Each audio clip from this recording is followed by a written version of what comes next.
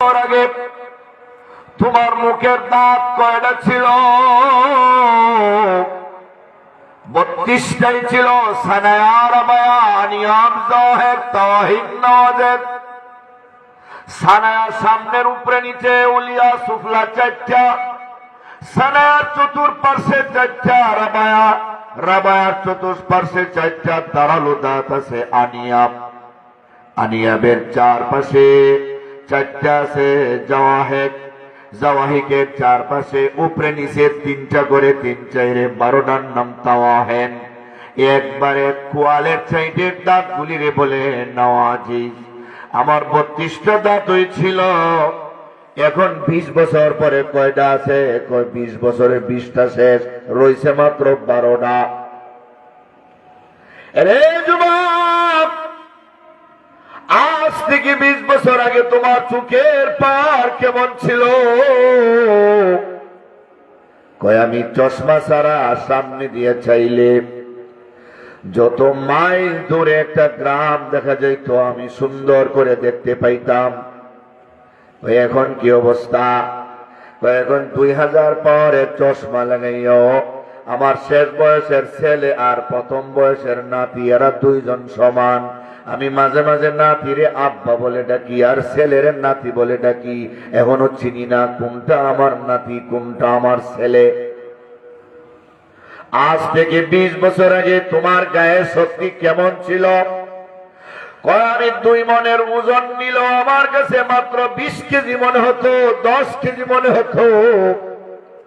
কিন্তু এখন যদি আমি 10 কেজি কাঁধে নেই, আমার কাছে মনে হয় 5 মন কাঁধে আসছে।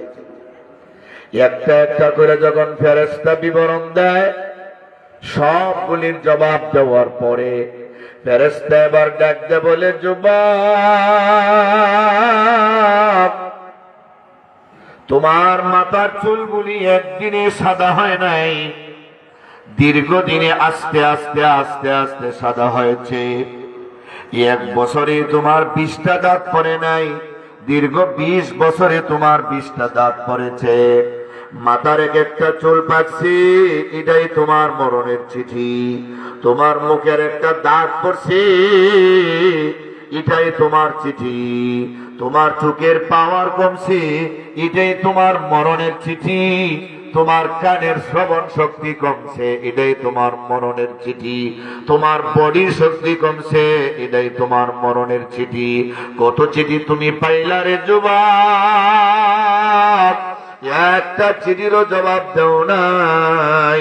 মৃত্যুর জন্য তুমি রেডি হও নাই, আর তোমাকে একটা সেকেন্ড সময় দেওয়া হবে না। আল্লাহর ওয়ার্ডার, ইযা জা আজালুহুম লা ইস্তাখিরুনা সাআতাও ওয়ালা ইস্তাকদিমুন।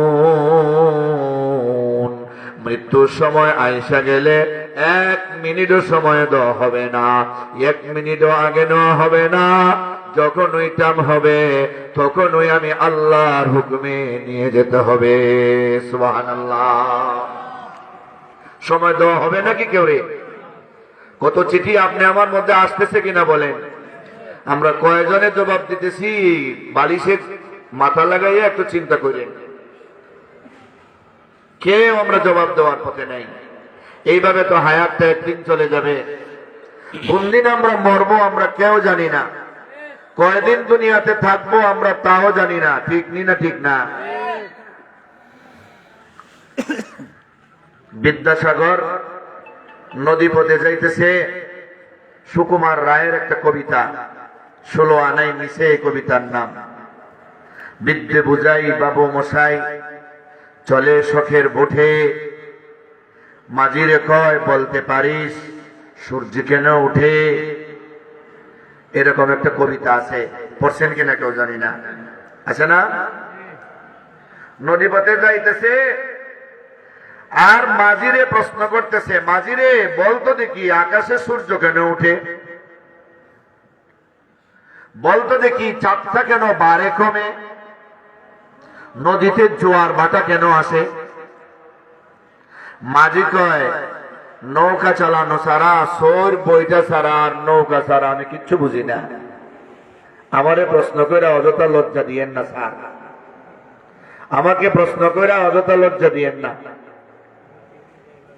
কিছুক্ষণ পরে আবার প্রশ্ন করে, মাঝিরে বলতো দেখি পাহাড় থেকে পানির যে ধারা নেমে আসে, নালা নেমে আসে, এটা কেন?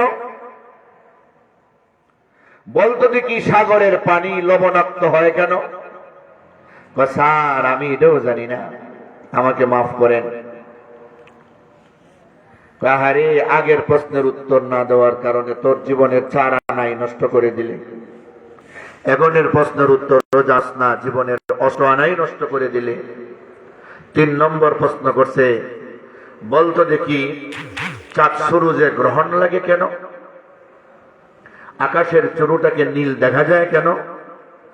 স্যার আপনার পাও 2টা বাড়াইয়া দেন, আমি আপনার পাও 2টা মাপ চাই। আমি বলছি না নৌকা চালানি ছাড়া আমি কিচ্ছু জানি না, দয়া করে আমাকে প্রশ্ন করে লজ্জা দিয়েন না। মাঝি তোর জীবনের 12 আনাই নষ্ট করে দিলে। কিছুক্ষণ পরে সাগরের মধ্যে জোয়ার আইসা, তুফান আইসা, জোয়ার আইসা মৌজ শুরু হয়েছে। এই মৌজের বিপদে পড়লে কিন্তু কয়জন বাঁচতে পারে সেটা পড়লে বোঝা যায়। সাঁতার জানলে মোটামুটি কিছুটা জীবন বাঁচানো সম্ভব হয়, সাঁতারের উসিলায়, যদি আল্লাহ হায়াত রাখে। ঠিক না? ঠিক না? এই যখন অবস্থা শুরু হয়েছে, এগুলি দেখে মাঝি বলতেছে, স্যার দেখতেছেন নি কি অবস্থা? দেখতেছি তো, নৌকা তো এখন ডুববে যাইব যে অবস্থা, নৌকা তো ডুববে যাইব যে অবস্থা।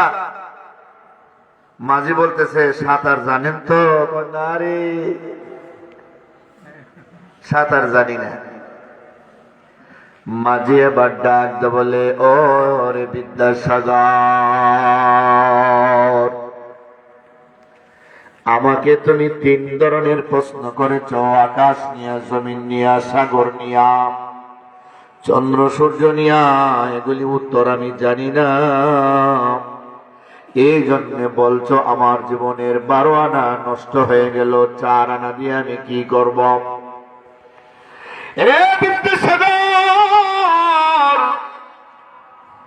তুমি আকাশ আর জমিন নিয়ে গবেষণা কইরা, লেখাপড়া কইরা, সারা জীবন অনেকগুলি ডক্টরেট অর্জন করেছ, দুনিয়া উপার্জন করেছ, কিন্তু সাঁতার জানো নাই। তোমার কোন ডিগ্রি আজ কাজ দিবে না, পানিতে ডুইবা মরবে। বাঁচার পরে হিসাব করো, তোমার জীবন খাঁটি নাকি আমার জীবন খাঁটি, তোমার জীবন মাটি নাকি আমার জীবন মাটি। যত বিপদে আসো, আকাশ জমিন সম্পর্কে আমি কোনো প্রশ্নের জবাব না জানলেও আমি কিন্তু সাঁতার জানি, আমি সাঁতরাইয়া পারে উঠে যাইব, আর তুমি পানির তলে ডুইবা মরবা।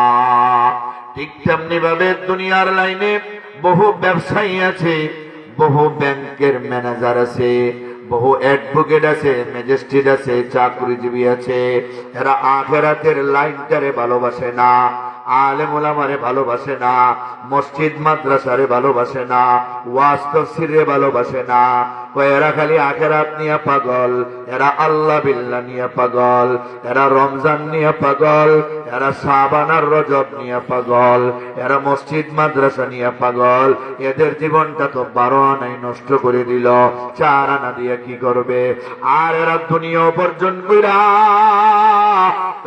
এরা সফল মনে করে, কিন্তু আখিরাতের লাইনে তারা সময় না দেওয়ার কারণে কবরে, হাসরে, মিজানে, ফুলসিরাতে, হাউজে কাউসারের সামনে সব বিপদের গাড়িতে দেখা যাবে তারা পরকালের লাইনে সাঁতার না জানার কারণে। বিদ্যাসাগর যেমন সাগরে ডুইবা মরার সম্ভাবনা আছে, সাঁতার জানার কারণে মাঝি যেমন সাঁতার কাইটা কুলে উঠে যাইতে পারবে। দুনিয়ার তথাকথিত বুদ্ধিজীবীরা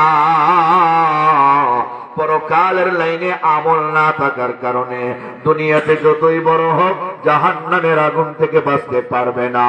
কিন্তু আপনারা যারা ওয়াজ তাফসীরে এসে সময় দেন, দুনিয়াতে যদিও আপনাদের সম্পদ বেশি না থাকে, চাকরি নকরি যদিও বেশি না থাকে, মরণের পর থেকে আপনাদের জান্নাতের জিন্দেগি শুরু হয়ে যাবে। লাভ আসেনি? এখানে যারা আইছেন টকছেন না জিতছেন? পেয়ারে হাজিরিন, নবী বলেন অন্যান্য সকল নবী রাসূলদের উপরে আমার আল্লাহ আমাকে অনেক বিষয়ে সম্মান আর ইজ্জত দান করছেন।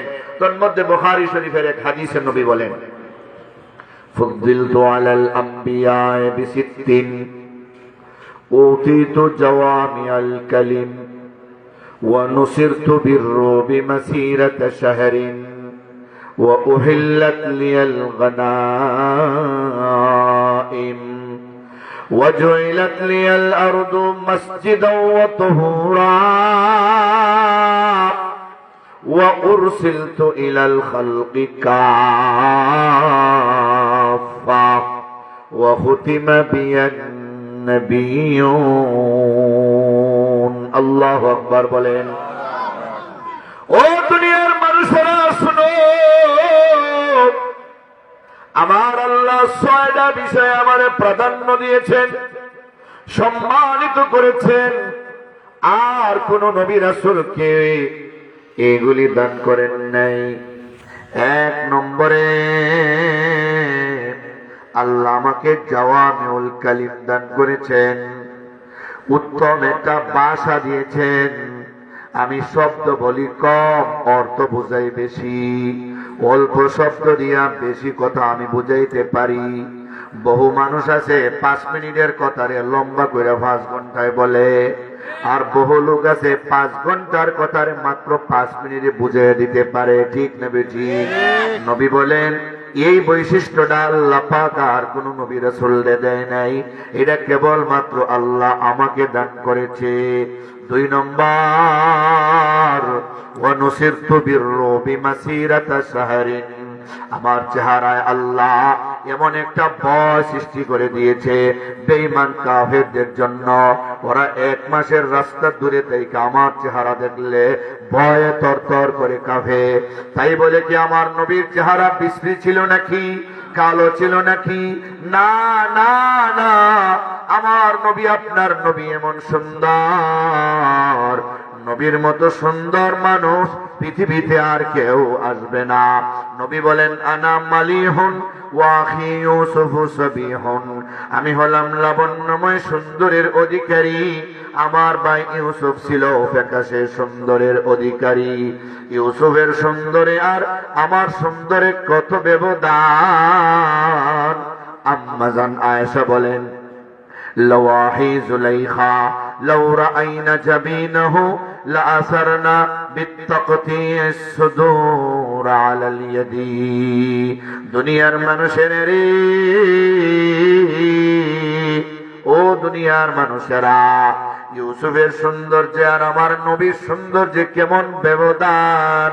জুলাইখার বাসার আশপাশের 5 জন মন্ত্রীর বেগমেরা, এরা যখন জুলাইখার বিরুদ্ধে কথাবার্তা বলা শুরু করেছে, জুলাইখা তাদের দাওয়াত কইরা একটা কামরায় ঢুকাইছে। ইউসুফ আলাইহিস সালাম রেও একটা কামরায় নিয়ে ঢুকাইছে। এক সময় তাদের সামনে আসার জন্য হুকুম দিবে। ফালাম্মা সামিয়াত বিমাকরিহিন্না আরসালাত ইলাইহিন্না ওয়া আতাদাত লাহুন্না মুত্তাকাআ ওয়া আতাত কুল্লা ওয়াহিদাতিন মিনহুন্না সিক্কিনা ওয়া ক্বালাত ইখরুজ আলাইহিন فلما رأينه أكبرنه وقطعن أيديهن وقلن هاش لله ما هذا بشرا إن هذا إلا ملك كريم। ইউসুফ আলাইহিস সালাতু ওয়াস সালাম যখন ডাক দিছি, ইউসুফের সৌন্দর্য দেখা আশপাশের 5 জন মন্ত্রীর বেগমেরা ফল খাড়তে গিয়া আঙ্গুল কেটে ফেলেছে। ওই কথাটারে উদাহরণ দিয়া আম্মা জান আয়েশা বলেন লাওয়াহি জুলাইখা লাউ রাআইনা জাবিনাহু লাআসারনা বিত্তাকতিস সুদূর আলাল ইয়াদি। জুলাইখার আশপাশের বেগমেরা ফল খাড়তে গিয়া আঙ্গুল কাটছে ইউসুফের সৌন্দর্য দেখা। ওরা যদি আমার মায়ার নবীর সুন্দর চেহারা দেখত পাগল পারা হইয়া ফল খারতে গিয়া আঙ্গুল নারে যার যার কলিজা কাইটা ফলাইত। এরা আঙ্গুল কাটতো না, বরং যার যার কলিজা কাইটা ফলাইত। সুবহানাল্লাহ। কেমন ছিলেন আমার নবী, সৌন্দর্য কেমন সুন্দর ছিলেন।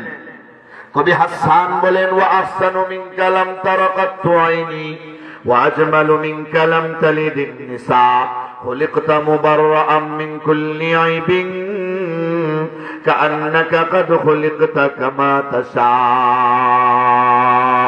আমার নবীর চাইতে সুন্দর, আমার নবীর চাইতে আখলাক ওয়ালা এই পৃথিবীতে কোনো মানুষ ছিল না। নবীর মতো সুন্দর কোন সন্তান কোন মা আজ পর্যন্ত জন্ম দেয় নাই।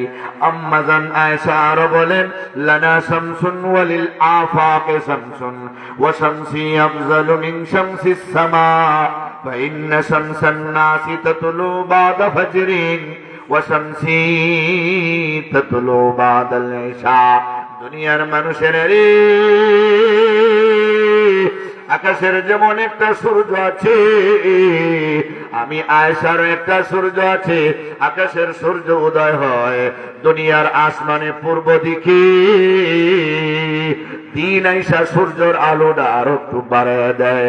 কিন্তু আমার সূর্য কে? আমার সূর্য হলেন আমার স্বামী রাহমাতুল লিল আলামিন। তিনি যখন এশার নামাজ পড়া আস্তে কইরা আমার হুজরাখানা প্রবেশ করে, আমাদের ঘরটা এমন অন্ধকার, কোন ল্যাম্প নাই, হারিকেন নাই, বাতি নাই। নবীর চেহারা সুন্দরের কারণে আমার ঘরটা এমন ভাবে আলোকিত হয়ে যায়। আল্লাহর কসম, আমি আয়েশা ইচ্ছা করলে নবীর চেহারার সুন্দরের আলোতে সুইসের ছোট ছিদ্র দিয়া সুতা ঢুকাইতে পারতাম। নারে তাকবীর।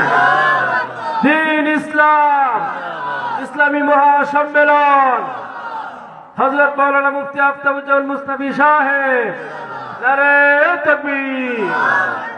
নবী বলেন, ওয়া নুসিরতু বিররুবি মাসিরাতা শাহরিন, আমার এক মাসের রাস্তা দূর থেকে দেখলে ভয় কাঁপে। এর অর্থ এই নয় যে নবী বিশ্রী কুস্ত্রী ছিলেন, নবী সুন্দর, কিন্তু নবীর ভয়টা ওদের অন্তরে ঢুকাইয়া দিছেন কি? ওয়া উহিল্লাত লিয়াল গানাইম, যুদ্ধলব্ধ গনিমতের মাল আগেকার উম্মতের জন্য, নবীদের জন্য হালাল ছিল না, বৈধ ছিল না।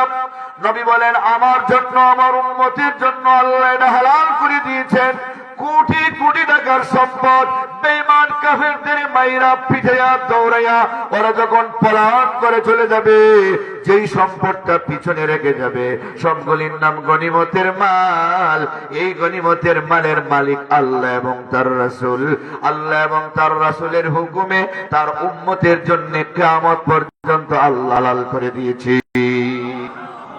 4 নম্বর, ওয়াজুইলাত লিয়াল আরদু মসজিদাও ওয়া তাহুরা, আমার জন্য, আমার উম্মতের জন্য तमाम পৃথিবীর জমিনকে আল্লাহ মসজিদ বানিয়ে দিয়েছেন, পবিত্র বানিয়ে দিয়েছেন। যেখানে নামাজের সময় হয় মসজিদ না পাওয়া গেল সেখানে দাঁড়াইয়া নামাজ পড়তে পারবে, কোনো অসুবিধা নাই। আগের নবী আর উম্মতেরা মসজিদ ছাড়া নামাজ হতো না। সুবহানাল্লাহ বলেন। আর পবিত্র করে দিয়েছেন মাটি। ইয়া আইয়ুহাল্লাযীনা আমানু ইযা কুমতুম ইলাস সালাতি ফাগসিলু ওজুহাকুম ওয়া আইদিয়াকুম ইলাল মারাফিক ওয়ামসাহু বিরুউসিকুম ওয়া আরজুলাকুম ইলাল কাবাইন। ওযুর কয়টা ফরজ আছে বলেন? 1 নম্বর, মিন কুসাসিশ শারি ইলা আসফালিজ যাকান ওয়া ইলা শাহমাতিল উসনাইন, মাথার তালু থেকে নিয়ে চুলের গোড়া থেকে নিয়ে তুতির নিচ পর্যন্ত, এক কানের লতি থেকে আরেক কানের লতি পর্যন্ত সমস্ত মুখ চেহারা দেওয়া ফরজ। দুই হাতের কনুই সহ দেওয়া ফরজ, আর মাথার 4 ভাগের 1 ভাগ মাসে করা ফরজ। আস্তা মাথা মাসে করতে পারলে আরো ভালো, আর 2 পায়ের টাকনো সহ দৌত করা ফরজ। ভালো করে যদি ওযু করতে পারেন তাহলে আপনার কত দাম। বুখারী শরীফে আছে, আল্লাহর নবী বলেন, আলা হাল আদুল্লুকুম আলা মা ইয়ামহুল্লাহু বিহিল খাতায়া ওয়া ইয়ারফাউ বিহিদ দারাজাত। قالوا بلى يا رسول الله قال إسباغ الوضوء على المكاره وكثرة الخطى إلى المساجد وانتظار الصلاة بعد الصلاة فذلكم الرباط। এমন আমলের কথা কি তোমাদের বলে দিব যে আমল করলে আল্লাহ তোমাদের জিন্দেগির সবগুলি গুনাহ মাফ করে দিবে, আল্লাহ তোমাদের মর্যাদারে উন্নীত করে দিবে। সাহাবীরা বললেন, অবশ্যই বলবেন ওগো আল্লাহর রাসূল। নবী বললেন, 3টা কাজ বেশি বেশি যারা করে। 1 নম্বর ইসবাগুল ওযু, কষ্ট করা অবস্থায় যারা ওযু ভালো করে করে, যতই শীত হোক জ্যাকেটটারে খুলে ফেলে, চাদরটারে খুলে ফেলে, হাত মোজা পাও মোজা খুলে ফেলে, শীতে আমারে আটকাইতে পারবে না, ভালো করে 3 বার কইরা সুন্নত মুস্তাহাব সহ যারা ওযু করে, এদের জীবনের গুনাহ আল্লাহ মাফ করে দিবে, তাদের মর্যাদারে আল্লাহ উঁচু করে দিবে। হাশরের ময়দানের কথা নবী বলেন, ইন্না উম্মতি ইউদাউনা ইয়াউমাল কিয়ামতি গুররাম মুহাজ্জালিন মিন আসারিল ওযু। আল্লাহু আকবার। হাশরের ময়দানে আমার উম্মতেরা যে দুনিয়াতে ওযু করছে, ওযুর অঙ্গগুলি ঝলমল ঝলমল ঝলমল করবে, আর ফেরেশতারা ডাক দিবে, ও তুমি তো মুহাম্মাদের উম্মত, কারণ তোমার শরীর থেকে ওযুর অঙ্গগুলি ঝলমল করে, আরে আয়। আল্লাহর ওয়ার্ডার হয়ে গেছে, যাদের ওযুর অঙ্গগুলি ঝলমল ঝলমল করে আমি যেন চিনা চিনা তাদের জান্নাতে পৌঁছে দেই। লাভ আসেনি না নেই? ওযু যদি না করতে পারেন, ওযু যদি না করতে পারেন, পানি যদি না পান, তাহলেও একটা বিধান আসেনি, এটার নাম তায়াম্মুম। এটার নাম কি?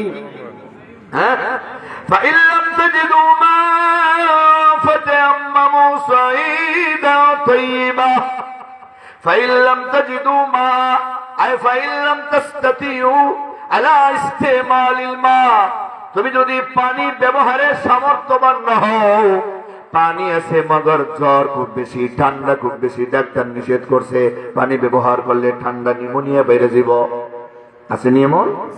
অথবা এমন জায়গায় গেছেন, চিন্তা করে দেখেন 1 মাইলের ভিতরে পানি পাওয়া যাবে না, দূরে আছে, গেলে তো আমার রক্ত চলে যাবে, তাহলে কি করেন? ফাতায়াম্মামু সাইদান তাইয়্যিবা। নবী যে বলছিলেন, ওয়া জুইলাত লিয়াল আরদু তাহুরা ওয়া মাসজিদা, দুনিয়ার জমিনটারে আমার জন্য আল্লাহ পবিত্র বানিয়ে দিয়েছে। কয় পবিত্র মাটিতে হাত মাইরা তায়াম্মুমের নিয়ত কইরা প্রথমে হাত মাইরা সমস্ত মুখটারে মাসে করেন, আবার হাত মাইরা বাম হাত দিয়া ডান হাতটা মাসে করেন, ডান হাত দিয়া বাম হাতটা মাসে কইরা এইভাবে একটা দিয়া আপনি নামাজ পড়েন, কোরআন পড়েন, আর কোনো অসুবিধা হবে না। সুবহানাল্লাহ। নবী বলেন, ও আমার উম্মতেরা, 4 নম্বর আল্লাহ পাক আমারে যে সম্মান দিয়েছেন, ওয়া উরসিলতু ইলাল খালকি কাফা।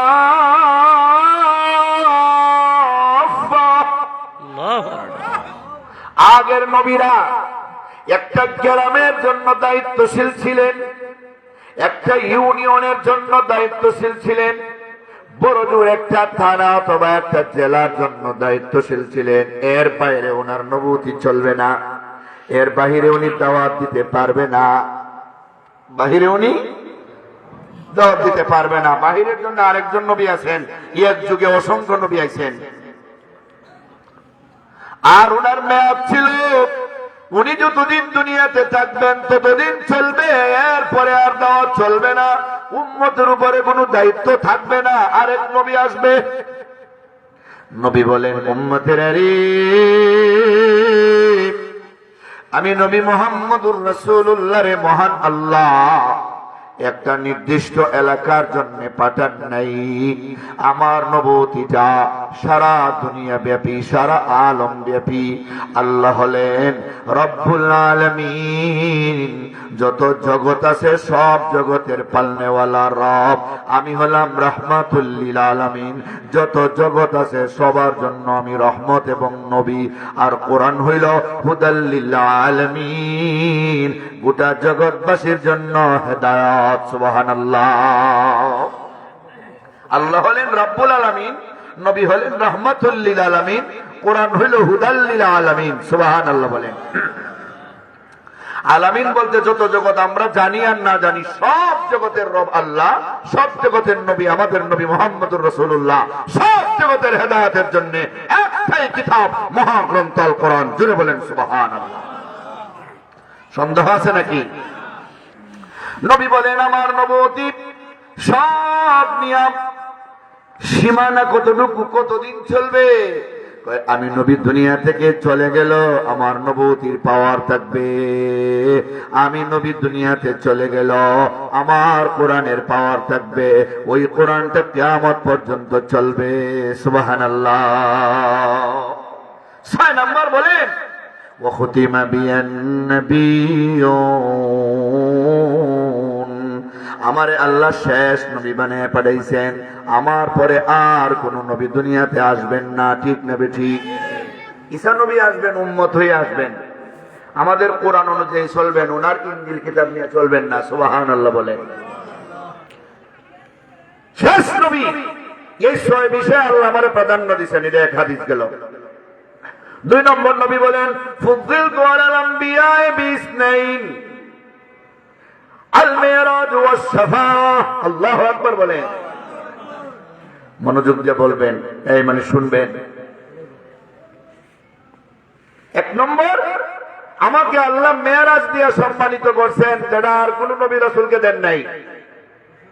2 নম্বর, শাফাআতে কুবরার মালিক আমারে বানাইছেন, আর কোন নবী রাসূল এই দায়িত্ব পায় নাই। শাফাআতে কুবরা বুঝেননি? হাসরের ময়দানে মাথার উপরে সূর্য, নিচে তামার জমি, কোটি কোটি মানুষের সমাগম।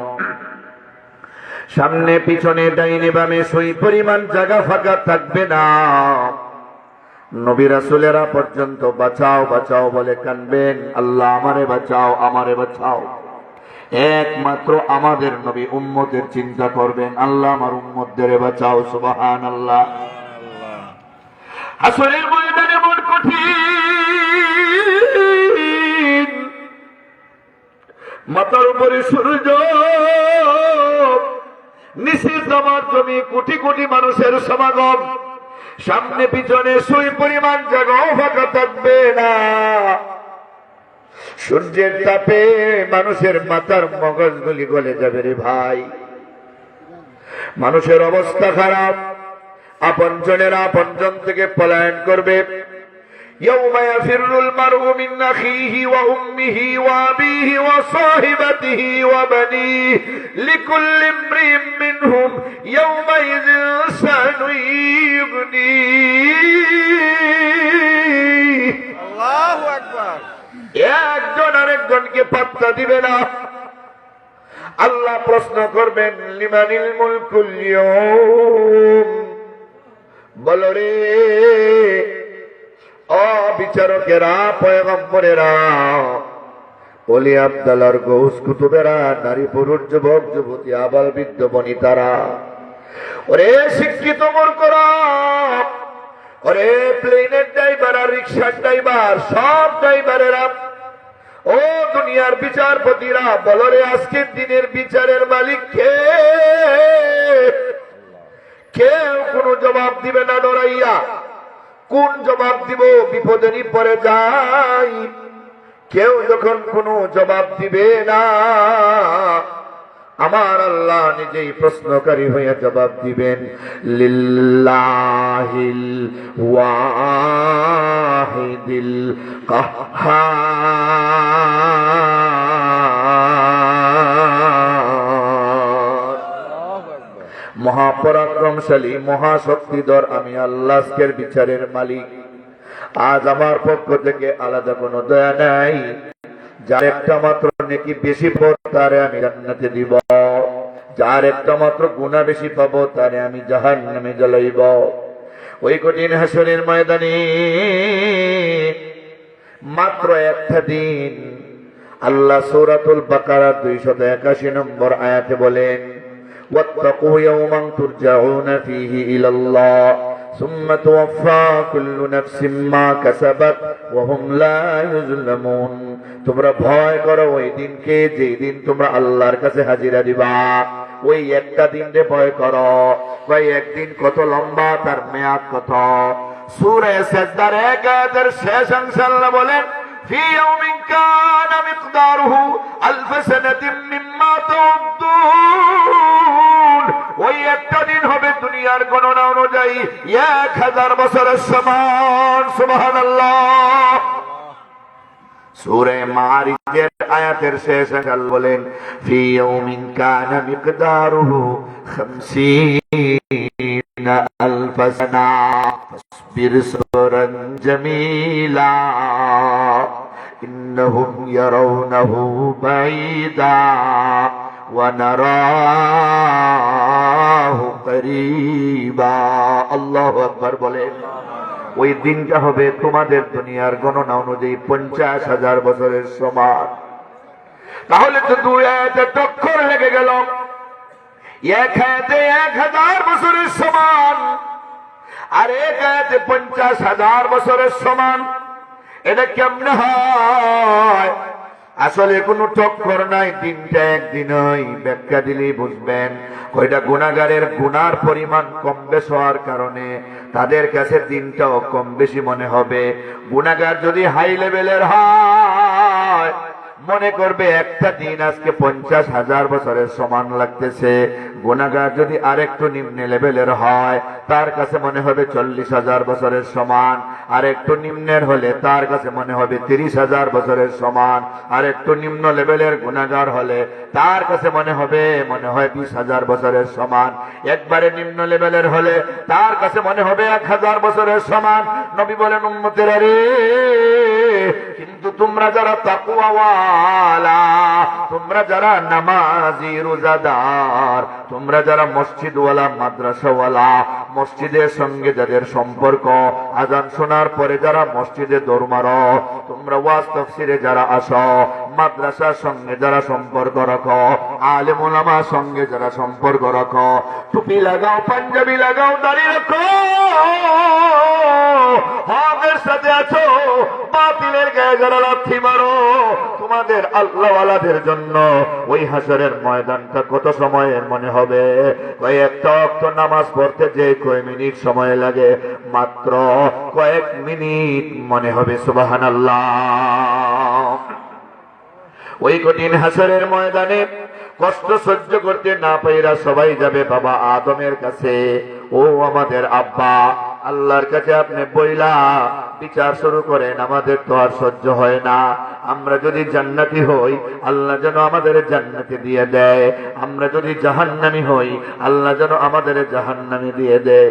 হাসরের ময়দানের কষ্ট আর সহ্য করতে পারি না, আল্লাহর কাছে আপনি সুপারিশ করেন। আদম বলবেন, আমি পারবো না, আমার পদস্খলন আছে, আমি নিষিদ্ধ গাছের ফল খেয়ে ফেলছিলাম, যদিও এটা আল্লাহ আমারে গুনাহ বলেন নাই, কিন্তু আমার ভয় লাগে। আমি নিজে পাও পিছলানির পরে আল্লাহর কাছে গিয়ে কেমনে চাই? তোমরা নূহ নবীর কাছে যাও। নূহ নবী বলবে, আমি পারবো না, আমার ছেলে কেনানের জন্য আল্লাহ দোয়া করতে নিষেধ করেছিলেন, ইন্নাহু লাইসা মিন আহলিক, কিন্তু বাবা হিসেবে মহব্বত করে আমার সন্তানের জন্য আমি দোয়া করে ফেলেছিলাম, আমি পারবো না। তোমরা ইব্রাহিম নবীর কাছে যাও। ইব্রাহিম নবী বলবে, আমি পারবো না, উনিও অজুহাত দেখাইবে। যাও তোমরা মুসা নবীর কাছে। মুসা নবী বলবে, আমিও পারবো না। যাও তোমরা ঈসা নবীর কাছে। ঈসা নবী বলবে, আমিও পারবো না, কিন্তু তোমাদের ছাড়বো না, তোমাদের নিয়ে যাব এমন একজন পয়গম্বরের কাছে যারে আল্লাহ শাফে বানাইছে, যারে আল্লাহ মুসাফা বানাইছে, যিনি সুপারিশ করলে আল্লাহ কবুল না করে পারবে না। সুবহানাল্লাহ। সব নবী রাসূল আর উম্মতরে নিয়ে রাহবরি কইরা পথ প্রদর্শন কইরা হযরত ঈসা রূহুল্লাহ রাহমাতুল লিল আলামিনের কাছে আসবে। চতুর্দিকে আয়েশা নবীরে ঘেরাও দিয়া সবাই দাঁড়াইবে। নবী বলেন আনা মুহাম্মদ ওয়া আনা আহমদ আনাল মাহিল্লাযী ইয়ামহুল্লাহু বিল কুফরা ওয়া আনাল হাসিরুল্লাযী ইউহশারুন নাসু আলা কদমি ওয়া আনাল আকিবুল্লাযী লাইসা বাদাহু নাবিয়্যুন। আমি হইলাম হাসির, আমার চতুর্দিকে আমার পায়ে চতুর্দিকে সবাই আয়েশা সুপারিশ করার জন্য আমার কাছে কান্নাকাটি করবে। নবী বলেন আমার কাছে যখন ঈসা রূহুল্লাহ রাহবরি কইরা সবাইরে নিয়ে আসবি, আমি সেজদায় পড়ে যাইব মাকামে মাহমুদে সাফাতে কুবরার জন্য বিচার শুরু করার জন্য সেজদায় পড়ে যাইব। আল্লাহ আমারে ডাক দিবে, হাবিবি ইয়া মুহাম্মদ ইরফা রাসাকা ওয়া কুল তুসমা ওয়া সাল তুতা ওয়াসফা তুসাফা। ও আমার বন্ধু, আপনার মাথাটা উঠান।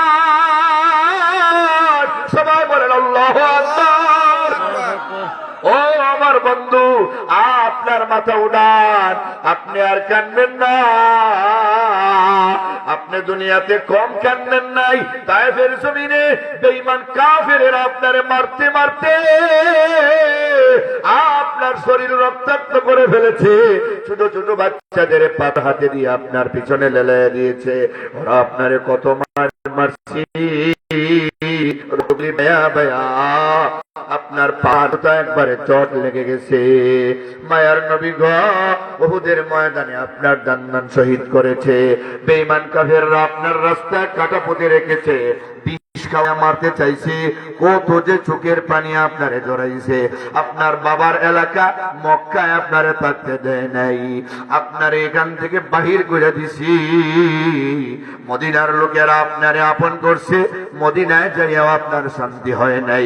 অসংখ্য গণিত যুদ্ধ কইরা আপনারে তারা দৌড়ের উপর রাখছে, আপনার চোখে দিয়ে 24 ঘন্টা পানি জড়াইছে। আপনি আর কাঁদতে হবে না, আপনার মাথাটা উঠান। যা বলবেন আমি আল্লাহ শুনবো, যা চাইবেন আমি আল্লাহ দিব। যার ব্যাপারে সুপারিশ করবেন আমি আল্লাহ তার ব্যাপারে সুপারিশ মঞ্জুর করিয়ে নিব। এটা হলো শাফাআতে কুবরা। নবীর সুপারিশে বিচার শুরু হবে। নবী বলেন ফুদ্দিলতু আলাল আমবিয়া বিইসমাইন আল মিরাজ ওয়াস শাফা। এই শাফাআত দিয়া আল্লাহ আমারে যে সম্মান দিয়েছেন, এটা আর দুনিয়ার কোন নবীরে দেন নাই। আরেকটার নাম হলো মেরাজ, যেটার ওয়াজ আমি এখন করব।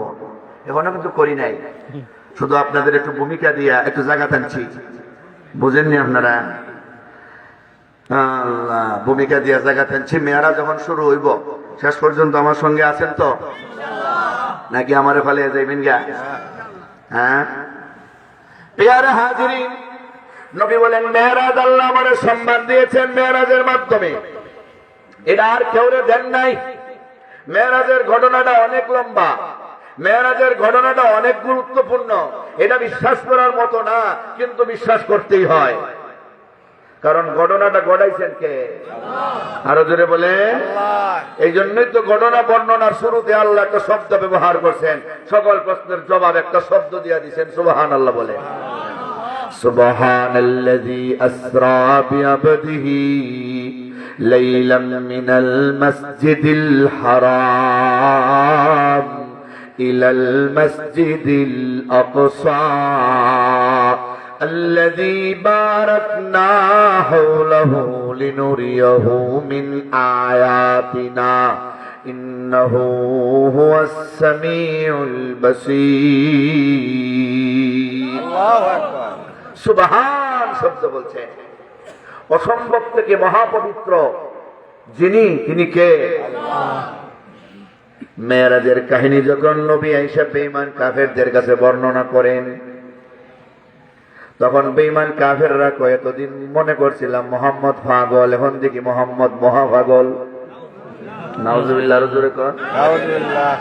এতদিন তো 360 দেবতার পূজা করি মুক্তি হয় না, মোহাম্মদ এক খুদার কথা কয়, মনে করছিলাম খালি পাগল।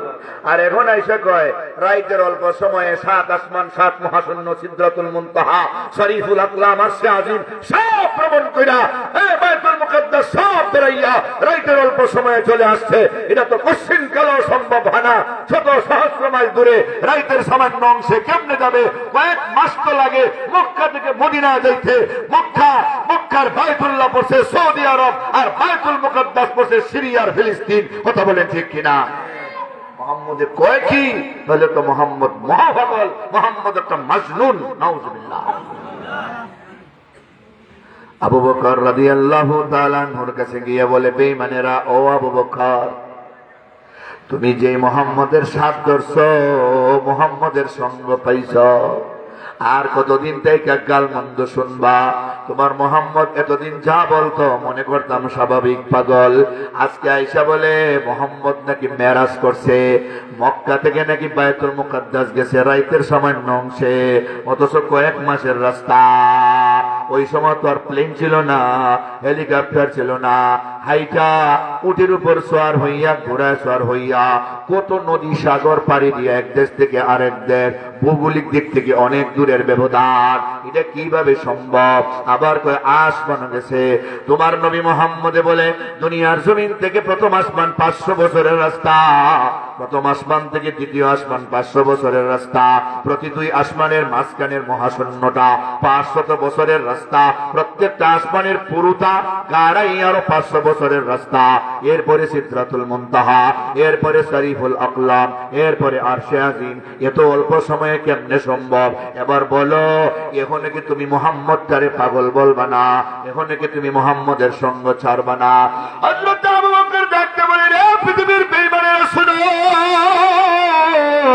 এই কথা যদি আমার নবী রাহমাতুল লিল আলামিন বলে থাকে, আল্লাহর কসম, আল্লাহর কসম, সারা দুনিয়ার কেউ বিশ্বাস না করলো, আমি আবু বকর বিশ্বাস করে নিলাম। এদিন থেকে তিনি সিদ্দিক, সুবহানাল্লাহ বলেন, মহাসত্যবাদী। দুনিয়ার সবার ব্রেইনে যেটাকে সত্যায়ন করতে পারে নাই, কেবলমাত্র আবু বকরের ব্রেইনে সেটাকে সত্যায়ন করেছে, তাসদীক করেছে। তাসদীকের করলেই সে সিদ্দিক হতে পারে। কথা বলেন ঠিক না বেঠিক? মহা সুন্দর সত্য ঘটনা, বিশ্বাস করতে মনে চায় না। মেরাজের কাহিনী। নবী যখন রোম সম্রাট হিরাক্লিয়াসের কাছে একটা চিঠি দিলেন, কাহিনী বলবো ঘরে, আগে একটু ঘুরে এলে আপনাদের সময় থাকলে বলবো, নিলে গুরানির মধ্যে শেষ। কি বলেন? আমি ঘুরাইলে কিন্তু সারা রাত শেষ হবে না, 1 সপ্তাহ শেষ হবে না। আর শর্ট করে বলতে চাইলে 2 মিনিটও পারবো ইনশাআল্লাহ। রোম সম্রাট হিরাক্লিয়াসের কাছে চিঠি লিখছেন। কি লিখছেন? চিঠি। বুখারীতে সেই চিঠির বিবরণ আছে। বিসমিল্লাহির রহমানির রহিম। মিন মুহাম্মাদিন আবদুল্লাহি ওয়া রাসূলিহি ইলা হিরাকল আযীমির রূম। সালামুন আলা মান ইত্তাবাল হুদা। এইভাবে লম্বা একটা চিঠি পাইছে। যাচাই বাছাই করার জন্য মক্কার কোন লোক আছে কিনা খবর নিতেছে। পাইছে একটা কাফেলা, আবু সুফিয়ানের নেতৃত্বে 30 জন ব্যবসায়ী কাফেলা গেছিল ওখানে ব্যবসা করবে। এরারে আনছে, সামনে আইনা বসাইছে। আবু সুফিয়ান একদম সামনে বসাইছে, আর বাকি জনদের পিছনে দাঁড় করাইছে। আর বলতেছে, আমি মুহাম্মদের ব্যাপারে তোমার 10টা প্রশ্ন করব। কয়টা? তুমি যদি মিথ্যা বলো শাস্তি কিন্তু পাইবা, সত্য কিন্তু উত্তর দিও। আর সাথীদের বলছে, হে যদি একটা কথা মিথ্যা বলে তোমরা চেহারা দিয়ে আমারে বুঝাইয়া দিও। করছেনি আবু সুফিয়ান ফারাবাসে সিফাত, মিথ্যা বলার কোনো সুযোগ নেই। আবু সুফিয়ান মুসলমান হওয়ার পরে নিজে বর্ণনা দিচ্ছেন যে আমি মুহাম্মদুর রাসূলুল্লাহর বিরুদ্ধে একটা কথাও মিথ্যা বলার সুযোগ পাইতেছি না। শেষ পর্যন্ত মেরাজের কাহিনী যারে পাইছি। সুবহানাল্লাহ কইতা না? মেরাজের কাহিনী যারে পাইছি। 10টা প্রশ্ন করছে, 10টা প্রশ্নে আমি সত্য সত্য জবাব দিছি। এটা আরেক ওয়াজ, এক রাইতের ওয়াজ। লাস্টে গিয়া মুহাম্মদের বিরুদ্ধে বলার মতো আর কিছু পাইছি না। যদি আমি এমনি মিথ্যা কথা বলি, সাথীরা ইশারাতে বুঝাই দিলে বাদশা আমার শাস্তি দিব। সাথীদের কাছে আমি মিথ্যাবাদী হইব, এরা আমার সর্দারি মানত না। শেষ পর্যন্ত বলছি, বাদশাহ আপনি বুঝা নিবেন উনি কত বড় মিথ্যাবাদী হতে পারে। কারণ ইদানিং তিনি বলতেছে তিনি নাকি রাইতের অল্প সময়ে 7 আসমান 7 মহাশূন্য ফাড়ি দিয়া সিদরাতুল মুনতাহা আরশে আজিম সব ফাড়ি দিছে, আর বায়তুল্লাহ থেকে বায়তুল মুকাদ্দাস আইছে এবং গেছে। রাইতের অল্প সময়ে এত বিশাল এরিয়া কিভাবে তিনি ফাড়ি দিবেন? কত বড় মিথ্যাবাদী হলে এমন কথা বলতে পারেন? আমি বলি না, আপনি নিজেই বুঝালাম। নাউজুবিল্লাহ কইতা না, বাদশার উপরে ফেলেছে। বাদশার কাছে দাঁড়ানো ছিল তদানীন্তন সময়ের বায়তুল মুকাদ্দাসের প্রধান ইমাম সাহেব, সুবহানাল্লাহ বলে। উনি দাঁড়ায় বলে, মোহাম্মদ ইবনে আব্দুল্লাহ যদি এই কথা বলে থাকেন, ওনার মেরাজের কাহিনী 100% সত্য। সত্যায়ন দেখছেন নি? আপনি কেমনে বুঝলেন? ইমাম সাহেব পড়ছেন, এখন দেখায় দেয় মোহাম্মদের মেরাজের কাহিনী যে সত্য, এটা আপনি কেমনে বুঝলেন? আমি কেমনে বুঝছি? তাহলে আপনি শুনেন। আমি হলাম প্রধান ইমাম। এশার নামাজ পড়া আমরা সবাই চলে যাই, সবাই আমার আগে চলে যায়। আমি আরো অনেক নফল বন্দেগী করি, তাসবিহ তাহলিল আদায় করি, সবার পরে আমি যাই। সব দরজা জানালাগুলি বাকিরা বন্ধ করে যায়, আর প্রধান গেটটা আমি শেষে যাওয়ার সময় প্রধান যে গেট, প্রধান দরজা মসজিদের, এটা আমি লাগাই যাই। আমি ওই দিন লাগাইতে যখন যাই, তখন দরজা জোড়া যখন টান দেই দেখি দরজা লাগে না। আমি মনে করলাম যে উপরের ছাদ মনে দরজার মধ্যে ছাপা দিয়ে বসে রয়েছে, এই জন্য টানতে পারি না। বাড়িতে গেলাম, গিয়া মেস্তরি নিয়ে আইলাম, রাজমিস্ত্রি আনলাম, কাঠ মিস্ত্রি আনলাম। এরা দুজনে অনেক চেষ্টা করলো, দরজা লাগাইতে পারে না। সবাই সিদ্ধান্ত দিল রাত তো আর বেশি নাই, ফজরের পরে আমরা আগামীকাল দিনের বেলা এই সাইডে চেষ্টা করে দেখবো। এভাবে খোলা রাখতে চলে যান। আমরা এভাবে খোলা রাখতে চলে গেছি। আমি যখন ফজরের নামাজ পড়তে আইছি, আইসা যখন দরজা এভাবে হাত দিছি, যে দরজা আমরা সবাই মিল্লা ঠান্ডা লাগাইতে পারি নাই, এখন হাত দিতেই দরজা লাগিয়ে যায়। এটা ওনার বর্ণনা।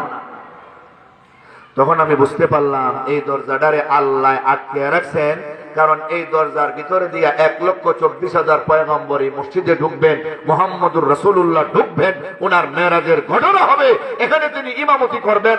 যা যা বলছেন সব সত্য, এর মধ্যে কোনো সন্দেহের লেশ মাত্র নাই। চিৎকার মেরে বলুন সুবহানাল্লাহ। আবু বকর সিদ্দিকের সত্যায়ন পাইলেন, আর বায়তুল মুকাদ্দাসের ইমাম সাহেবের সত্যায়ন পাইলেন। কথা বলেন ঠিক নেই? এত উপরে আল্লাহ উঠাইতে পারবেন কিনা, এটা দুনিয়ার একটা এক্সাম্পল দিয়ে একটা আপনাদের বুঝাই। আপনারা ঢাকা শহরে গেছেন না? হবিগঞ্জ তো লিফট আসেনি না নাই? সুইচ দিলেই দেখবেন 1 মিনিট লাগে না, 100 তলা উঠতে 1 মিনিট লাগে না। কথা বলেন না কেন? এটা কেডায় বানাইছে? মানুষে। কে বানাইছে? আর মানুষের ব্রেন কে বানাইছে? মানুষের ব্রেন দিয়ে যদি 1 সেকেন্ডে 1 মিনিটে এত থালা উপরে উঠাইতে পারে, তাহলে যে আল্লাহ মানুষের ব্রেন দিলেন, ওই আল্লাহ কি অল্প সময়ে এত উপরে এত জায়গা ভ্রমণ করাইতে পারেন না? আর রাতটারে কি আল্লাহ লম্বা করে রাখতে পারেন না? কথা বলেন না কেন? তাহলে যে ঘটনাটা আল্লাহ ঘটাইছেন, এই ঘটনার মধ্যে অসম্ভবের লেশ মাত্র থাকতে পারে না। সেই জবাব দিয়া ওই আল্লাহ বলছেন সুবহান, মহাপবিত্র আমি আল্লাহর কাছে কোনো কিছু অসম্ভব নাই। সারা দুনিয়ার মানুষ যা পারবে না সারা জীবনে, আমি আল্লাহ পারবো তা মাত্র 1 সেকেন্ডে। ঠিক নি বলে? সুবহানাল্লাযী আসরা বিআবদিহি লাইলাম মিনাল মাসজিদিল হারাম। মহাপবিত্র সে আল্লাহ, যিনি তার বান্দাকে ভ্রমণ করাইছেন। এখানে বিনাবিহি বলেন নাই, বিরাসুলিহি বলেন নাই, বান্দা বলছেন। আল্লাহর কাছে বান্দার মর্যাদা অনেক বেশি, কারণ সব নবী রাসূল ওই বান্দা ছিলেন, কিন্তু সকল বান্দা নবী রাসূল ছিল না। ঠিক নি বলেন? এটার মধ্যে আম খাস মতলকের নিসবত, এটা ইলমি কথা। এরপরে বলে দিলাম, যে বুঝা বুঝবেন। সব নবী রাসূলই বান্দা ছিল, কিন্তু সব বান্দা, আমরা যারা বান্দা, আমরা কি নবী রাসূল না? তো এর লাগি বান্দা শব্দটা আম সবার ক্ষেত্রে ব্যবহৃত হয়, এই জন্য বান্দা শব্দ আল্লাহর কাছে বড় প্রিয়। বিআবদিহি বলছেন, আসরা বলছেন। কি বলছেন? আসরা মানে ইসরা। এই মেরাজের কাহিনীর 2টা পর্ব আছে। একটা পর্বের নাম হইল ইসরা, একটা পর্বের নাম হইল মেরাজ। ইসরা এটা কোরআন দ্বারা প্রমাণিত, আর মেরাজ হাদিস দ্বারা প্রমাণিত। এই জন্য মেরাজের কাহিনী বলতে গিয়ে আমি আয়াত পড়ছি এই কোরআনের আয়াত, আর হাদিস পড়ছি মেরাজের হাদিস। সুবহানাল্লাহ বলেন। ইসরা হইল বায়তুল্লাহ থেকে বায়তুল মুকাদ্দাস পর্যন্ত যে ভ্রমণটা ঘটছে বুরাকের মাধ্যমে, এটার নাম হইল ইসরা। আর বায়তুল মুকাদ্দাস থেকে আসমান থেকে সিঁড়ি আনিয়া আল্লাহ নবীর উপরে যে উঠাইছেন, সিঁড়ির নাম ওই আরবিতে মেরাজ, এই জন্য বাকি দ্বারের নাম হইল মেরাজ। সুবহানাল্লাহ বলেন। বুঝে আসছেনি? আল্লাহ বলেন সুবহানাল্লাযী ইসরা বিআবদিহি লাইলাম মিনাল মাসজিদিল হারাম। রাতের সামান্য অংশে ভ্রমণ করাইছি। কই সামান্য কেমনে বুঝলাম? কই লাইলানের মধ্যে যে তনবিন আছে, আত-তানবিল লিত-তাকলিল, কম বুঝায় কম, অল্প সময়। তো ভ্রমণ কোন জায়গা থেকে শুরু করছে? মিনাল মাসজিদিল হারাম। কোন জায়গা পর্যন্ত ইসরা হইছে? ইলাল মসজিদিল আকসা। আল্লাহু আকবার বলে। প্রথম ভ্রমণটা কিন্তু বায়তুল মুকাদ্দাস, বায়তুল্লাহ থেকে না, প্রথম ভ্রমণটা হয়েছে উম্মে হানির ঘর থেকে। কিন্তু এগুলির বাদ দিয়ে আল্লাহ মসজিদে হারাম বলছেন, যেন এই মসজিদের সাথে এই মসজিদের একটা যোগসূত্র সৃষ্টি হয়। সুবহানাল্লাহ। পৃথিবীতে 3টা মসজিদ আছে যেটার দিকে সওয়াবের নিয়তে সফর করা যায়, আর বাকি কোন জায়গায়, কোন মসজিদে, কোন মন্দিরে, কোন মাজারে, কোন গজারে সওয়াবের নিয়তে সফর করা যায় নাই। বুখারীর হাদিস, লা তুসাদ্দুর রিহালু ইল্লা ইলা সালাসাতি মাসাজিদা, ইলাল মসজিদিল হারাম ওয়া ইলা মসজিদি হাযা ওয়া ইলাল মসজিদিল আকসা। বায়তুল্লাহ, বায়তুল মুকাদ্দাস আর মসজিদে রাসূল মদিনার মসজিদ, এই 3 মসজিদ ছাড়া সওয়াবের নিয়তে সফর করা যায় নাই। তেমনি আল্লাহর জমিন দেখিয়া আপনি অনেক কিছু জানতে পারবেন। কুল সিরু ফিল আরদের উপরে আমল করার জন্য আপনি সফর করতে পারবেন, মগর সওয়াবের নিয়ত করতে পারবেন না। সুবহানাল্লাহ। বায়তুল্লাহ শরীফ পৃথিবীর এমন একটা গড়, প্রথম এই গড়টা বানাইছেন ফেরেশতারা। এটা বানাইছে বানা বাইতা রাব্বিল আরশি আশরুন ফাখুযহুম মালাইকাতুল্লাহিল কিরাম ওয়া আদম ফাশীসুন ওয়া ইব্রাহিম সুম্মা মালিকু কুসাইয়ুন ওয়া কুরাইশুন ক্বাবলা হাযাইনি জুরহাম وعبد الله بن الزبير بنا كذا بناء الحجاج وهذا متمم। الله اكبر। ফেরেশতারা প্রথম বানাইছে বায়তুল্লাহ। নবী উম্মে হানির ঘরে ঘুমাইয়াছেন, দরজাটা বন্ধ, ঘরের ছাদ বেদ কইরা 2 জন ফেরেশতা ঘরের ভিতরে ঢুকছেন। শুরু হইছে মেরাজের কাহিনী। আছেন তো আপনারা? সজাগ আছেন না ঘুমে? কারা কারা ঘুমে আছেন হাত উঠান। ওই তো একজন উঠে লিছিল। নবী উম্মে হানির ঘরে ঘুমে আছেন। আকাশের ছাদ, ঘরের ছাদ বেদ কইরা আকাশ থেকে ফেরেশতা 2 জন আসছেন। দরজা দিয়া ঢুকেন নাই, ছাদে দিয়া নবীরে বাহির করে নিয়ে গেছেন। যারা ছাদ ফাটাইয়া ভিতরে আসতে পারে, যাইতে পারে, তারা কি দরজা খুলতে পারে না? জোরে বলেন। করলো না কেন? নবীরে ইশারা দিল, ও মায়ার নবী গো, ইতিপূর্বে আপনার 3টা কুদরতি অপারেশন হয়েছে, কয়েক মিনিটের মধ্যে আপনার 4 নম্বর এবং শেষ নম্বর অপারেশন হবে। নবীর 4 বছর বয়সে প্রথম অপারেশন, 10 নম্বর বয়সে সেকেন্ড অপারেশন, 40 নম্বর বয়সে 3 নম্বর অপারেশন, আর মেরাজের রাইতে প্রায় 52 বছর বয়সে 4 নম্বর অপারেশন। এক একটা অপারেশনের কাহিনী বললে 4 দিন লাগবে, 4 দিন। সুবহানাল্লাহ বলেন। কেন অপারেশন গুলি হইল? নবীরে ছাদে দিয়া বাহির করে নিয়ে গেছে, হাতিমে কাবায় নিয়ে নবীরে কতকান বসাইছে। নবীজি অঙ্গাইতেছেন, আধা ঘুম আধা সজাগ, নিমে খাবি। এখান থেকে ডাইরেক্ট জমজম কুয়ার পারে নিয়ে গেছে। জমজম কুয়ার পানি বড় মজাদার, বড় মিষ্টি, আর্সেনিক মুক্ত, নির্ভেজাল। দুনিয়ার কত ভেজাল, চাউলে ভেজাল, ডাইলে ভেজাল, আরো ভেজাল, তেলে, দৈন্যমুদের সোনার বাংলায় সব ভেজাল ওই চলে, ঠিক নি? পানির মধ্যে ভেজাল আছে, কিন্তু জমজম কুয়ার পানির মধ্যে ভেজাল নাই। কয় জমজম কুয়াটা নবীর দুইজন পূর্বপুরুষে খনন করছে। সুবহানাল্লাহ বলেন। নবী বলেন আমার একজন পূর্বপুরুষের নাম ইসমাইল জবিহুল্লাহ। নবী বলেন আনা মুহাম্মদ ইবনে আব্দুল্লাহ ইবনে আব্দুল মুত্তালিব বিন হাশিম বিন আব্দ মানাফ বিন কুসাই বিন কিলাব বিন মুররা বিন কাব বিন লুই বিন গালিব বিন ফহর বিন মালিক বিন নজর বিন কিনানা বিন খুজাইমা বিন মুদরিকা বিন ইলিয়াস বিন মুজার বিন নজার বিন মাআদ বিন আদনান বিন মুকাওয়িম বিন উদু বিন তারিহ বিন ইয়াসদাব বিন ইয়ারব বিন সাবিত বিন ইসমাইল জবিহুল্লাহ ইবনে ইব্রাহিম খলিলুল্লাহ। আল্লাহু আকবার বলেন।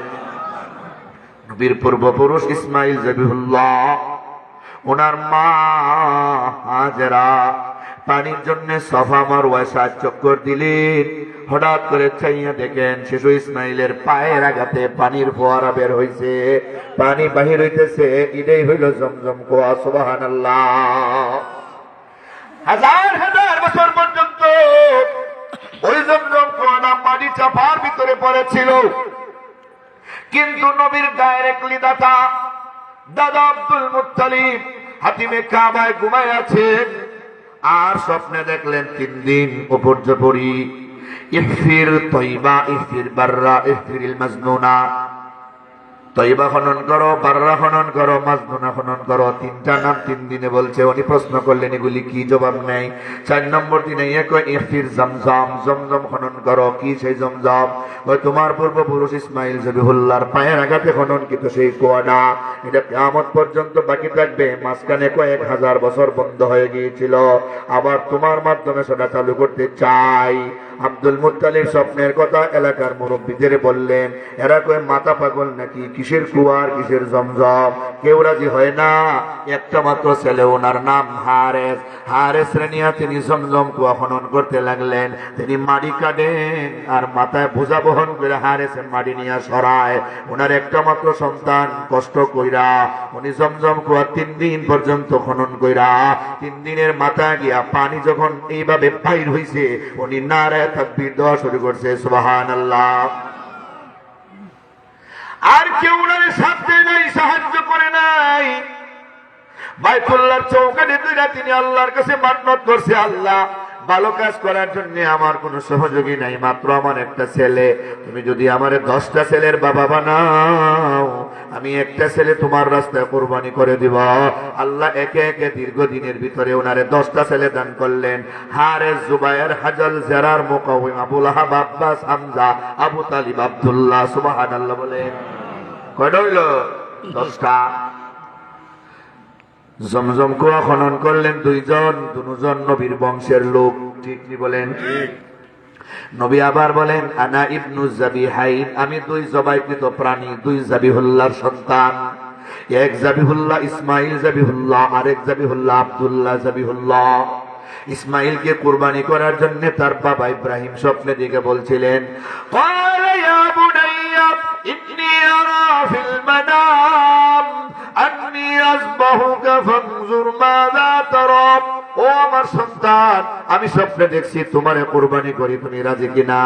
ক্বালা ইয়া আবাতি ফাল মা তুমার সাতাজিদুনি ইনশাআল্লাহু মিনাস সাবিরিন। আমাকে আপনি ধৈর্যশীল জন অন্তর্ভুক্ত পাইবেন, আমারে কোরবানি করে। কিন্তু কোরবানি করার জন্য মিনা প্রান্তরে নিয়ে গেলেন। আল্লাহ কবুল করে বললেন, কাদ সাদ্দাকতার রুইয়া ইন্না কাযালিকা নাজিল মুহসিনিন। ও পয়গম্বর ইব্রাহিম, আপনি পরীক্ষাতে পাস করছেন, আর কোরবানি করতে হবে না। আল্লাহ জান্নাত থেকে দুম্বা পাঠাইয়া দুম্বা কোরবানি দেওয়াইয়া ইসমাইল জাবিহুল্লাহরে কবুল করে নিয়েছেন। নবীর বাবা আব্দুল্লাহ কেমনে জাবিহুল্লাহ হয়? লম্বা হয়ে যেতেছে, কষ্ট হইব। নবীর বাবা আব্দুল্লাহ কেমনে জাবিহুল্লাহ হয়? আব্দুল মুত্তালিব যে মান্নত করছিল আমার 10টা সন্তানের পিতা বানাইলে একটারে কুরবানি দিব তোমার রাস্তায়, বলছিল নি? 10টা সন্তানের মালিক হইছে, তারা বড় হয়ে গেছে, বিয়া শাদীও করছে, মাগার উনি কুরবানি করে না। হাতিমে কাবায় ঘুমাইছে, কারণ তিনি তো মুতাওয়াল্লি। মসজিদের সঙ্গে যাদের সম্পর্ক, এরা মসজিদের মধ্যে প্রায় ঘুমায় যায়। ঠিক নি বলেন? নামাজ পড়তে পড়তে ঘুম লেগে যায়। ঠিক নেই? আর যারা মসজিদের সঙ্গে সম্পর্ক নাই এরা জীবনও মসজিদের কাছে আয় না। এক বেটার গরু একটা ছুটতে গেছে মসজিদের বাউন্ডারির ভিতরে, ইমাম সাহেব মুতল্লি সাহেব সবাই বান্ধা তুইছে, সন্ধ্যাবেলা গরু খুঁজছে গেছে, যখন দেখছে মসজিদের ভিতরে গরু, কেউ আমার গরু বানছেন কেন? এটা ভিতরে ঢুকিয়া পেশাব পায়খানা করে ভরাই দিচ্ছে। এটা হাইওয়ান বুঝে না দেখে আইছে। আমি যে বুঝি জীবনে, আপনারা মসজিদের আশপাশে আমার দেখছেন খুব বেশি বুঝে। কি বলেন আপনারা? যারা মসজিদের সঙ্গে সম্পর্ক এরাই কেবলমাত্র এখানে ঘুমাইতে পারে। এখন তিনি ঘুমাইছেন, সন্তান তো কোরবানি করে না। ইয়া আব্দুল মুত্তালিব আউফি বিনাযরিকা লিরাব্বি হাযাল বাইত, তুমি তোমার মান্নত পুরা করো, সন্তান কোরবানি দেওয়ার মান্নত স্মরণ করে দিয়েছেন আল্লাহ। পরপর 3 দিন দেখার পরে 4 নম্বর দিন স্বপ্ন দেখছেন, যদি একজনে কোরবানি না করো 10 জন ফারিশ করে দিব। আলটিমেটাম দিছে কে? আরো জোরে আল্লাহ। আপনারা বলেন একজন দোয়া ভালো না 10 জন দোয়া ভালো? এখন এরা তো সন্তান, এরা তো বড় বড়, এরা তো গরু বাছুর না, এরা তো দুম্বা না যে দইরা বাইন্দা নিয়ে কোরবানি করে লিব। বুঝাইয়া দেওয়ান লাগবো, কারণ আব্দুল মুত্তালিব বৃদ্ধ, সন্তানেরা বড় গুন্ডা গুন্ডা। বুঝেননি? 10 জন সন্তান এক জায়গায় জমা করে বলে, ও আমার সন্তানেরা, বলো আমি কোরবানি করবো একজনে, মান্নত করেছিলাম, বলো বলো তোমরা রাজি আসনি? তারা এক বাক্যে জবাব দিছে, ওয়াফাল মাসি, তা আপনি যা মনে চায় করেন, আমরা রাজি। পাইকারি জবাব দিছে। কিন্তু একজন একজন করে জিজ্ঞাসা করতেছেন, কেউ রাজি হয় না। বড় হারেস রে বলেন, বাবা তুমি আমার বড় সন্তান, আমার মনে চায় তোমারে কোরবানি করে লাই, আল্লাহর রাস্তায় তোমারে দিয়া দিয়ে উৎসর্গ কইরা, তুমি রাজি নি? কই আব্বা আমি তো দোয়ার আগে হয়েছিলাম, আপনি তো দোয়া করে সেই 9 জন হয়েছে, হ্যাঁ রান্না একজন কোরবানি দিবেন, আমারে কেন? 2 নম্বর জুবায়েরকে জিজ্ঞেস করতেছেন, জুবায়ের তোমারে কোরবানি দিব? কি বলেন? স্বপ্নে দেখে কি মানুষ তার সন্তানকে কোরবানি দেয়? মাথা পাগল নাকি? হাজলকে জিজ্ঞাসা করলেন, হাজল তোমারে কোরবানি দিব? বলেন কি? আমি তো মনে করছিলাম এটা আপনি এমনি বলতেছেন, এখন থেকে আপনি বাস্তবতাই প্রমাণ করতে চান। সাবধান, আর 2 নম্বর বার মুখে এমন কথা আনবেন না। এক একজন এক একভাবে আলটিমেটাম দিয়ে সাবধান। শেষ পর্যন্ত সিরিয়াল সব শেষ, একজন বাকি, তিনি আমার নবীর বাবা আব্দুল্লাহ। সুবহানাল্লাহ বলেন। আব্দুল্লাহ রে, আমার মনে চাইছিল না রে আমি তোমারে কোরবানি দিব, তুমি আমার প্রিয় সন্তান, তুমি আমার বড় আদরের, তুমি বড় ভদ্র, তুমি বড় নম্র। আব্দুল্লাহ রে,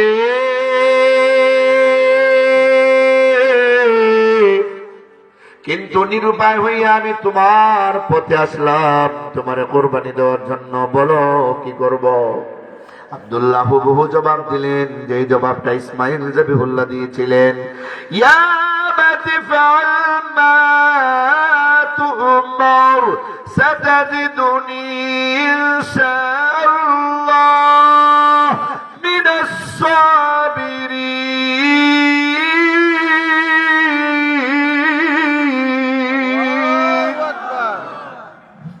ও আমার আব্বা, আমারে আপনি ধৈর্যশীলদের অন্তর্ভুক্ত পাবেন, কুরবানি করেন। আব্দুল্লাহরে কুরবানি করার জন্য তিনি মিনা প্রান্তরে নিয়ে যাইতেছেন। রাস্তার মধ্যে অনেকগুলি বাধা। ব্যবসায়ী কাফেলা একদল মহিলা, যার সর্দারনির নাম মরিয়ম। মরিয়ম আয়েশা বলে, ও আব্দুল মুত্তালিব, আমরা আব্দুল্লাহরে কুরবানি করতে দিব না। আমরা যখন আব্দুল্লাহর চেহারা দেখে বহির ব্যবসা করার জন্য যাই, আব্দুল্লাহর চেহারার মধ্যে নূরে চমকায়, বড় বরকতময় কপাল। আমরা আব্দুল্লাহর চেহারা দেখে ব্যবসাতে গেলে বহুগুণে মুনাফা অর্জন করি। যেই শহরে আব্দুল্লাহর চেহারা দেখতে পাই না, আমরা ব্যবসায় লাঞ্ছিত হইয়াছি, অপদস্থ হইয়াছি, লোকসান দিয়াছি। একদল পুরুষেরা এসে এমন কথা বলে, আব্দুল মুত্তালিবের 6 জন মেয়ে ছিল, তারাও বাধা দেয়, আমাদের এমন প্রিয় ভাই, মায়ার ভাইকে আমরা কোরবানি করতে দিব না। উনি নিরুপায় হইয়া আসমানি কিতাবের পণ্ডিতের শরণাপন্ন হলেন। তিনি বললেন, একজন মানুষ হত্যা করলে তার রক্ত পণ দিতে হয় 10টা উট। এখন আপনি একটা কাজ করেন, 10টা উট একদিকে লেখেন আর একদিকে আব্দুল্লাহর নাম লেখা লটারি টানেন, কোনটা উঠে? এখন লটারি টানছেন, এখন লটারি টানার পর আব্দুল্লাহ নাম উঠে, উট সংখ্যা আরো 10টা বাড়ায় 20টা করেন, 20টা উটের নাম দিছে আব্দুল্লাহ নাম উঠে, এইভাবে 90টা পর্যন্ত আব্দুল্লাহ নাম উঠে। এবারে আসমানি কিতাবের আলেম ডাকতে বলে, ওরে আব্দুল মুত্তালিব শোনো, 100 হলো চূড়ান্ত পর্যায়ের সংখ্যা, লাস্ট সংখ্যা, এরপরে আর কোনো সংখ্যা নাই, এরপরে গুনতে হলে বুইরা আবার 101 2 এভাবে বলতে হয়, ঠিক না বেঠি? 100টা উটের নাম একদিকে দাও, আব্দুল্লাহর নাম একদিকে দাও। যদি এখন আব্দুল্লাহর নাম উঠে আব্দুল্লাহরে কুরবানি করতে হবে, যদি উটের নাম উঠে উট কুরবানি করলেই চলবে।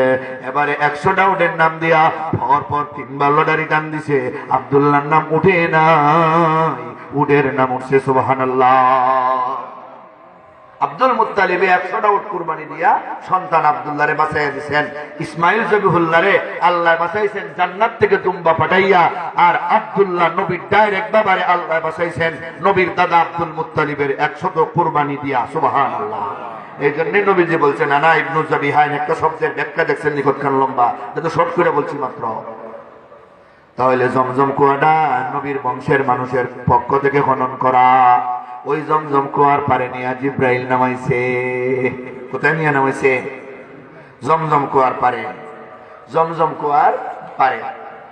পেয়ারে হাজিরিন, জমজম কুয়ার পারে নিয়া, জমজম কুয়া থেকে পানি উঠাইয়া জান্নাত থেকে পেয়ালা আনছিল, স্বর্ণের পেয়ালা, পানি এখানে নিয়া নবীর অপারেশন কইরা ভিতর থেকে কল মোবারক বাহির কইরা পানি দিয়া সুন্দর কইরা ধুইয়া ভিতরে দিয়া হাত দিয়া ঘষা দিয়া শেষ। সুবহানাল্লাহ। অপারেশনটা করলো, কল বাহির করছে, মিয়া একটা ফোঁটা রক্ত বের হইল না, একটা সুতা দিয়া সেলাই করতে হলো না। আল্লাহু আকবার বলে। এবার বোরাক আনা হয়েছে, এই বোরাকের সফরটারি ইসরা বলে।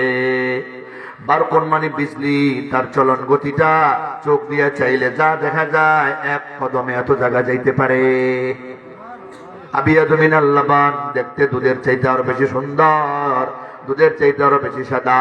বাইনাল বিগাল ওয়াল হামির, গাদা এবং খচ্চরের মাঝামাঝি বডি ফিটনেস। মনে করেন এখন তো গাদার খচ্চর আমাদের এলাকায় নেই, গুড়া তো আছে, মাঝারি ধরনের গুড়ার মতো। সুবহানাল্লাহ বলেন। আল্লাহর নবী সামনে দিয়ে বসছেন, উঠার সময় বুরাক নাড়াচাড়া করে জিব্রাইল কয়ে, হে বুরাক সাবধান করে দিলাম, আজ পর্যন্ত এত সম্মানী সোয়ার তোমার পৃষ্ঠে কেউ আরোহণ করে নাই। যিনি এই মুহূর্তে আরোহণ করবেন, আসমান জমিন চন্দ্র সূর্য লৌহ কলম নবমন্ডল ভূমন্ডল আমি জিব্রাইল মিকাইল সব সৃষ্টি করেছে মহান আল্লাহ, যার শিলায় তিনি এই মুহূর্তে তোমার পিতা আরোহণ করবে। সাবধান করে দিলাম, নীরব হয়ে যাও। বুরাক নবীর পরিচয় পাইয়া ঘেমে গেছে এবং থেমে গেছে, ঘেমে গেছে এবং থামে গেছে। নবীজি উঠছেন বুরাকের পিঠে, জিব্রাইল নবীর পিছনে বসছেন, মিকাইলও পিছনে বসছেন। বুরাক যাত্রা শুরু করছে। রাস্তার মধ্যে এক জায়গায় নামাইয়া বলতেছেন, নবী এখানে 2 রাকাত নামাজ পড়েন। নবীজি 2 রাকাত নামাজ পড়ছেন, নামাজ পড়ে উঠে গেছেন খেজুর গাছ আর খেজুর গাছের এলাকা। জিব্রাইল জিজ্ঞাসা করেন, ইয়া রাসূলুল্লাহ, ইয়া হাবিবাল্লাহ, বললেন নবী চিনেননি ওই জায়গাটা কোনটা যেখানে আপনি নামাজ পড়লেন? না, চিনি না। কয়, আরবের বেঈমানেরা আপনারে কষ্ট দিয়া নির্যাতন কইরা মক্কা থেকে বের করে দিবে, আল্লাহর হুকুমে আপনি বের হয়ে যাবেন, হিজরত করবেন। তখন আপনি মক্কা থেকে যেই জায়গাতে আসবেন, ওই জায়গাটার নাম বর্তমানে ইয়াসরিব, যেখানে আপনি নামাজ পড়লেন। কিন্তু আপনার পায়ের ধুলার বরকতি ওই জায়গার নাম আর ইয়াসরিব থাকবে না, জায়গার নাম হয়ে যাবে মদিনাতুম মুনাওয়ারা। আল্লাহু আকবার বলেন। মদিনাতুম মুনাওয়ারা। 2 নম্বর আরেকটা জায়গায় নামাজ পড়লেন, সাজারে মুসা তুর পাহাড়ে। মুসা নবী যেখানে আল্লাহর সাথে কথাবার্তা বলছিলেন, লম্বা কাহিনী। 3 নম্বর শুআইব আলাইহিস সালামের আবাদ ভূমি মাদিয়ান শহরে 2 রাকাত নামাজ পড়াইলেন।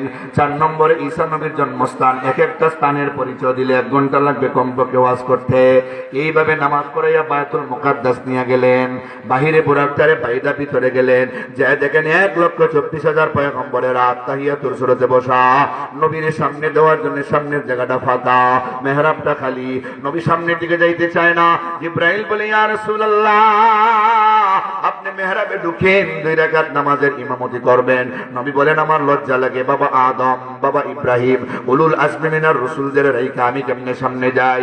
জিবরাইল ডাকতে বলে আনতা ইমামুল মুরসালিন, আল্লাহ আপনারে तमाम দুনিয়ার সকল নবী রাসূলদেরও ইমাম বানিয়ে দিয়েছে। আপনি নামাজ পড়াইবেন। আল্লাহর নবী নামাজ পড়াইছেন, 2 রাকাত নামাজ পড়ানোর পরে জিবরাইল দাঁড়ায় গেছেন। এখন একটা বিশাল সম্মেলন হবে। এই সম্মেলনে এক একজন নবী দাঁড়ায় দাঁড়ায় ভাষণ দেবেন আল্লাহর পক্ষ থেকে, কে কি পাইছেন। একজন নবী কি পাইছেন, এটা ভাষণ কি এত অল্প সময় শেষ করে দেব? এইভাবে অনেক লম্বা ভাষণ। ভবিষ্যতে কোনোদিন সময় হলে এখান থেকে শুরু করে বাকি দান নিব, এখানে রাখতে গেলাম, বাকি দান শেষ করব ভবিষ্যতে কোনোদিন সময় হলে। আপনাদেরকে নিয়ে এই মেরাজের বরকতময় কাহিনী বলছি, ইনশাআল্লাহ আমার বিশ্বাস, দোয়া করলে দোয়া কবুল হবে। এই দোয়ার আগে আপনাদের খেদমতে 2 মিনিট আরজ করি। নবী